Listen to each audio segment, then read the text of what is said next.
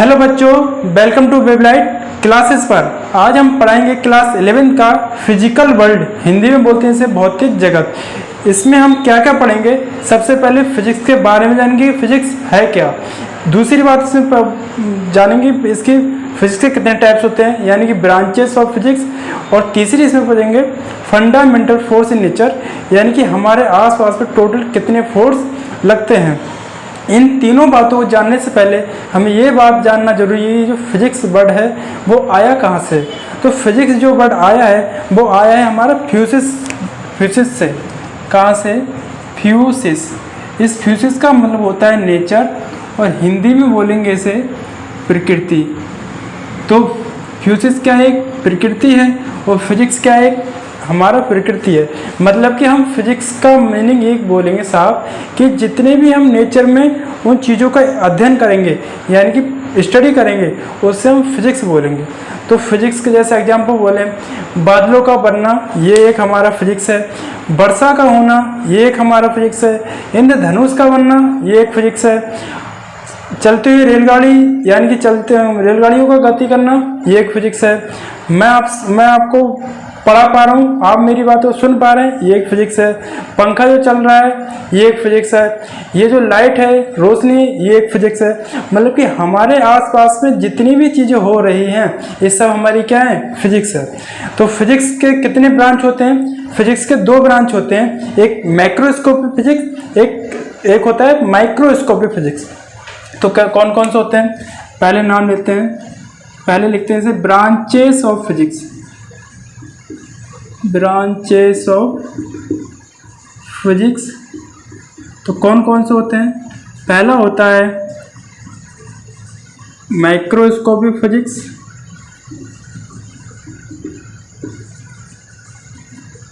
इसका दूसरा नाम होता है क्लासिकल फिजिक्स।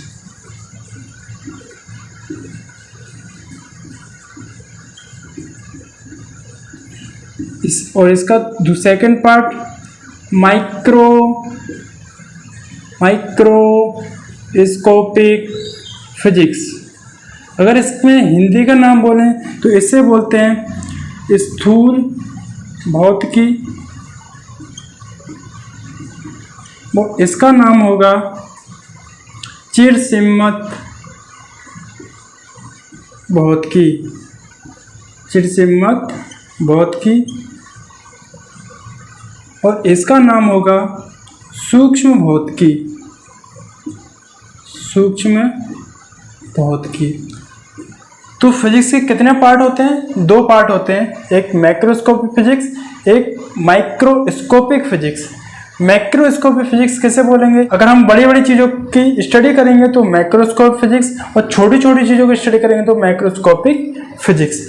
तो ये बड़ी और छोटी का मतलब ये होता है, इसमें हम जो बात करेंगे वो हम पढ़ेंगे किसी ऑब्जेक्ट के बारे में, वो ऑब्जेक्ट रेस्ट पर है या मोशन पर है, या वो ऑब्जेक्ट जब दो ऑब्जेक्ट कोलिजन करते हैं तो किस टाइप से करते हैं, अगर ऑब्जेक्ट का ऐसे निकालना तो कैसे निकालेंगे, वेलोसिटी निकालेंगे तो कैसे निकालेंगे, तो हम माइक्रोस्कोपिक फिजिक्स में पढ़ेंगे। अगर माइक्रोस्कोपिक फिजिक्स की बात करें छोटी छोटी चीज़ों की, तो इसमें हम एटम्स के बारे में पढ़ेंगे, इसमें न्यूक्लियस क्या होता है, इसमें न्यूक्लियस की रेडियस पता करेंगे। तो इसमें ये अंतर होता है। तो सबसे पहले अगर हम इसमें पार्ट देखें तो इसमें पार्ट जो होते हैं हमारे 5 पार्ट होते हैं माइक्रोस्कोप फिजिक्स में। कौन कौन से? पहला जो पार्ट होता है वो होता है मैकेनिक्स, हिंदी में बोलते हैं इसे यांत्रिकी। सेकंड जो पार्ट होता है वो होता है थर्मोडायनेमिक्स, और हिंदी में बोलते हैं इसे ऊष्मागतिकी। थर्ड जो होता है वो होता है हमारा मैग्नेटिज्म, और हिंदी में इसे बोलेंगे विद्युत चुंबकत्व।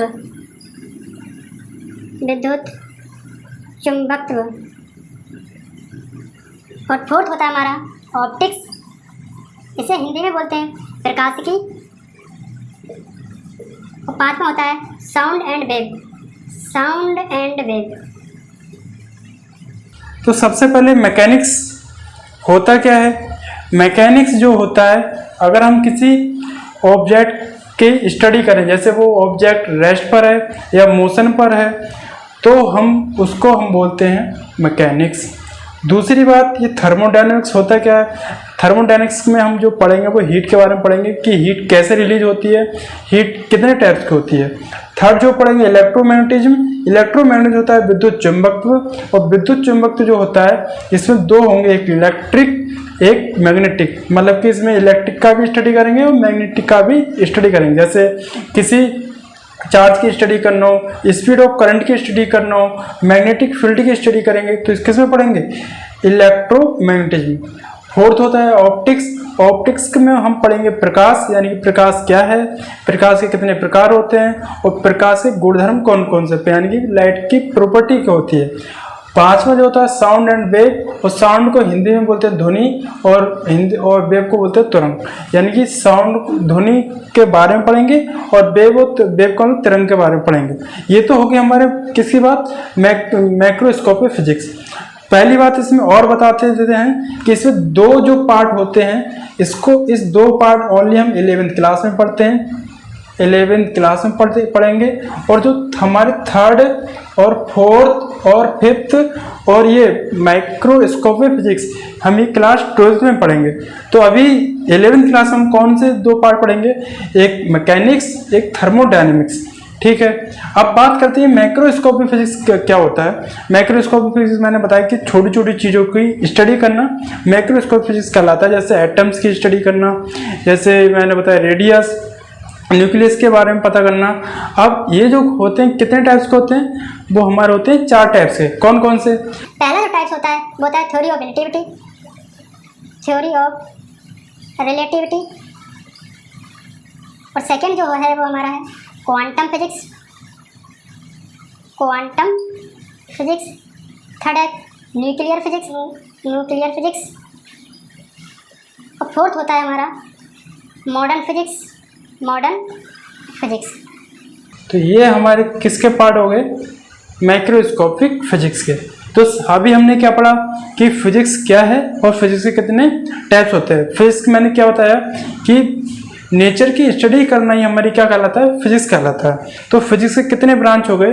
2 ब्रांच हो गए, एक मैक्रोस्कोपिक फिजिक्स, एक microscopic physics.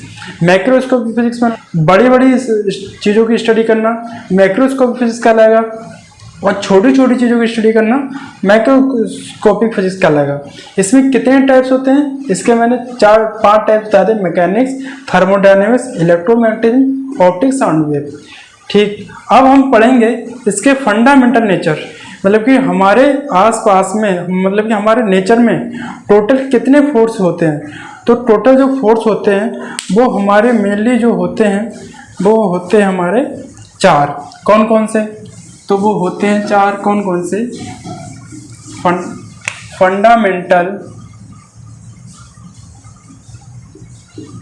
Fundamental force in nature, fundamental force in nature, मतलब कि प्रकृति में मूल बल कितने प्रकार के होते हैं? 4 प्रकार के। पहला होता है ग्रेविटेशनल,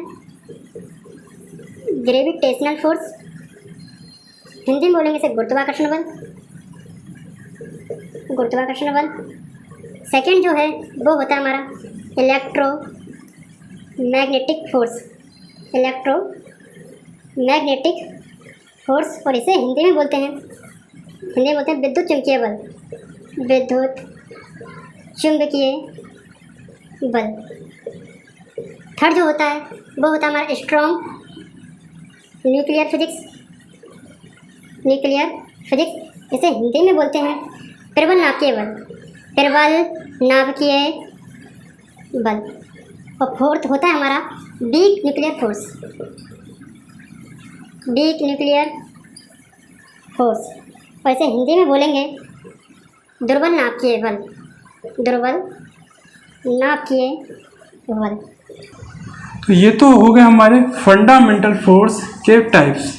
कौन कौन से हो गए? ग्रेविटेशनल, और सेकंड है हमारा इलेक्ट्रोमैग्नेटिज्म, और थर्ड है हमारा स्ट्रॉन्ग न्यूक्लियर फोर्स, और फोर्थ है हमारा वीक न्यूक्लियर फोर्स।